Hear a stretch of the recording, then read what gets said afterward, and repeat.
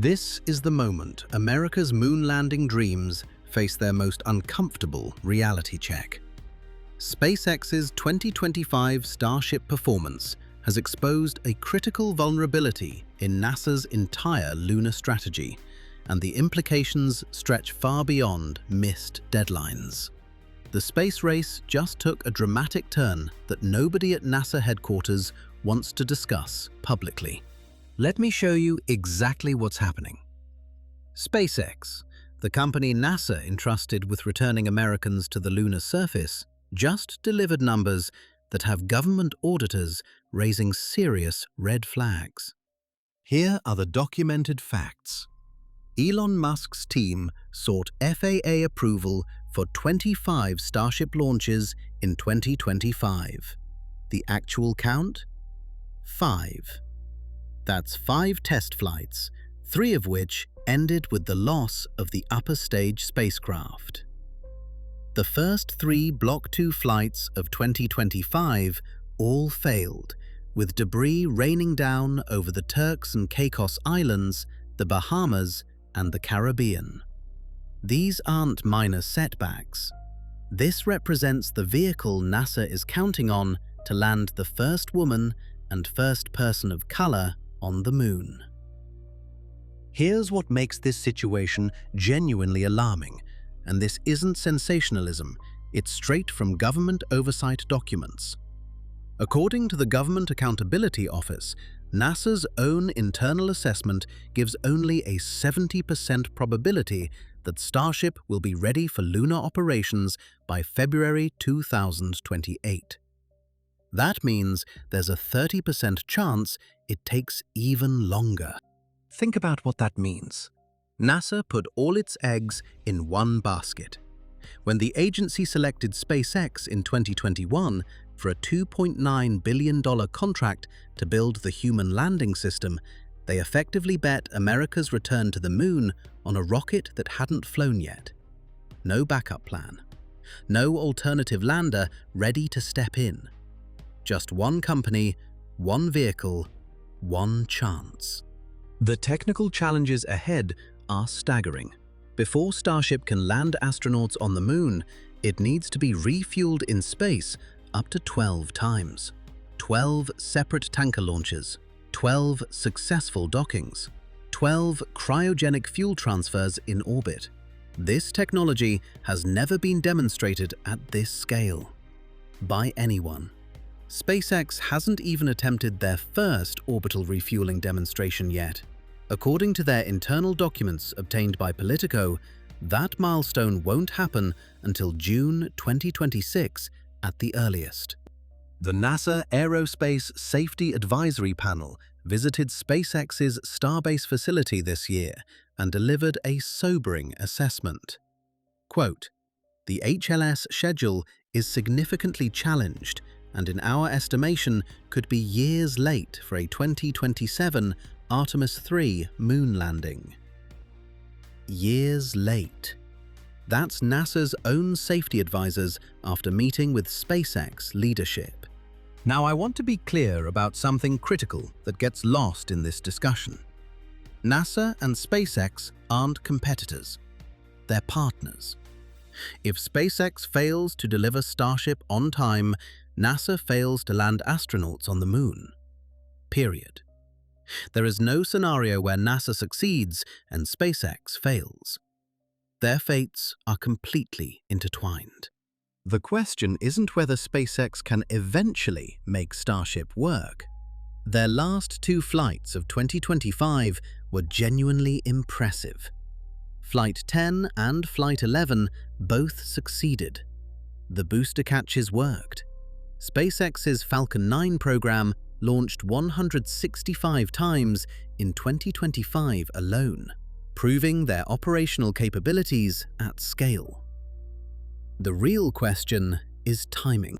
Because while SpaceX struggles with the moon lander schedule, China is executing with methodical precision.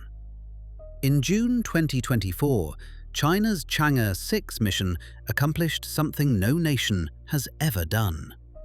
They landed on the far side of the moon, collected samples, and returned them to Earth. the world's first far-side sample return.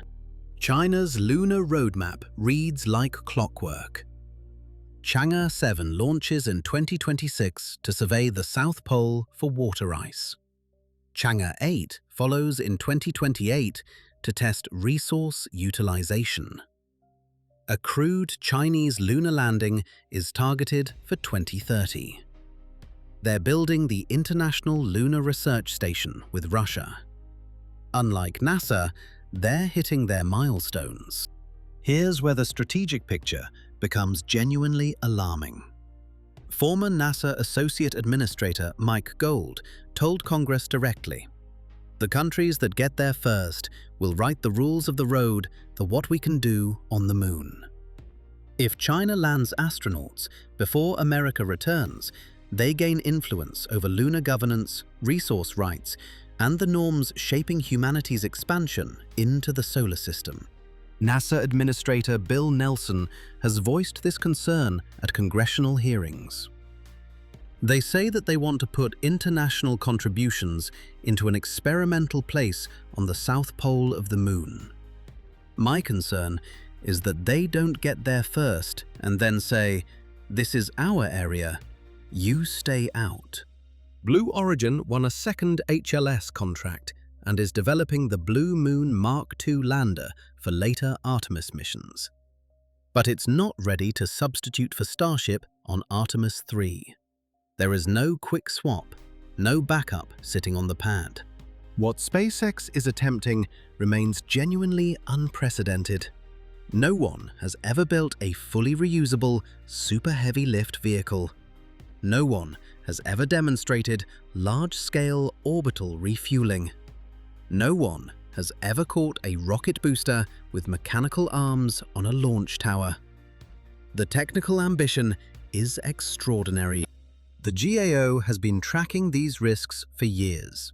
Their reports document schedule concerns, technical challenges, and integration risks. These are public documents painting a picture of a program under significant pressure. The deeper issue is structural.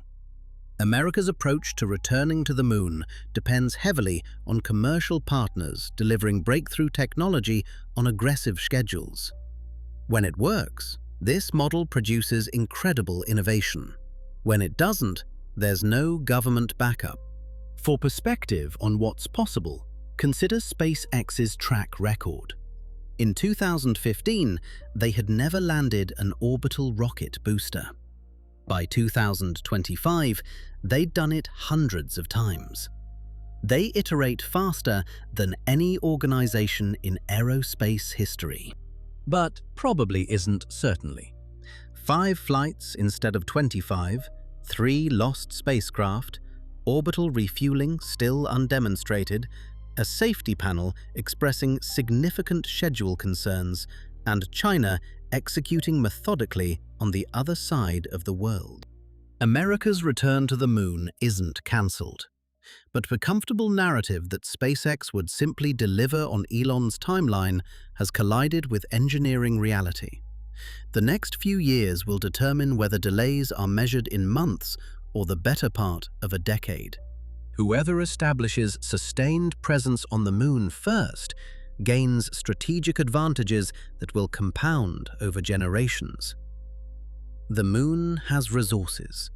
It's a platform for deeper space exploration. It's a proving ground for technologies determining which nations lead humanity's expansion beyond Earth. Right now, America's position in that future depends on Starship succeeding, and Starship is running behind schedule. The GAO doesn't think the current pace works. The NASA safety panel has doubts. SpaceX's own internal documents suggest timelines that don't match NASA's targets. The NASA safety panel summed it up clearly. The next 6 months of Starship launches will be telling about the likelihood of HLS flying crew in 2027 or by the end of the decade. That's the window. That's the timeline that matters. SpaceX is proposing a simplified mission architecture for for Artemis 3 to potentially accelerate things. The acknowledgement that simplification is needed tells you something about current complexity. Whether those changes can close the gap remains to be seen. Either SpaceX pulls off another remarkable acceleration like they did with Falcon 9, or America watches China reach the moon while Starship is still in testing. This isn't about rooting for failure or celebrating setbacks. It's about understanding where we actually stand versus where we thought we'd be. The facts are public. The GAO reports are available. The safety panel briefings are on the record. And they all point to the same conclusion. The path to Artemis 3 is significantly more difficult than originally projected. The stakes couldn't be higher. The outcome remains genuinely uncertain, and the window of opportunity won't stay open forever.